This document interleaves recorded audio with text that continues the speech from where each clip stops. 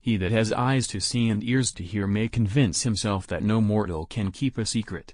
If his lips are silent, he chatters with his fingertips, betrayal oozes out of him at every pore.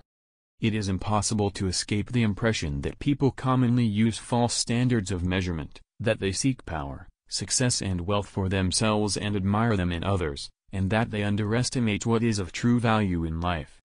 In so doing, the idea forces itself upon him that religion is comparable to a childhood neurosis, and he is optimistic enough to suppose that mankind will surmount this neurotic phase, just as so many children grow out of their similar neurosis. Words have a magical power.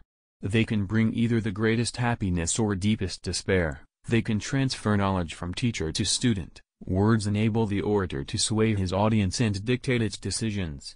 Words are capable of arousing the strongest emotions and prompting all men's actions. Religion is a system of wishful illusions together with a disavowal of reality, such as we find nowhere else but in a state of blissful hallucinatory confusion. Religion's 11th commandment is "Thou shalt not question." It is that we are never so defenseless against suffering as when we love, never so helplessly unhappy as when we have lost our loved object or its love. Where the questions of religion are concerned, people are guilty of every possible kind of insincerity and intellectual misdemeanor.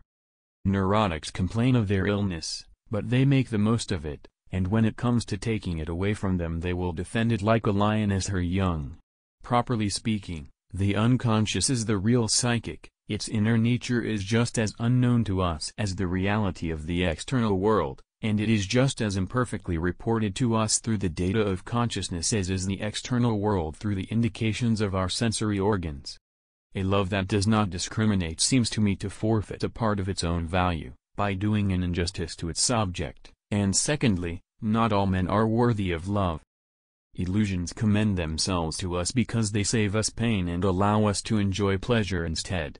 We must therefore accept it without complaint when they sometimes collide with a bit of reality against which they are dashed to pieces.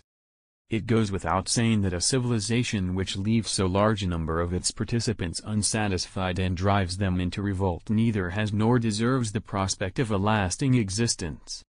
A woman should soften but not weaken a man.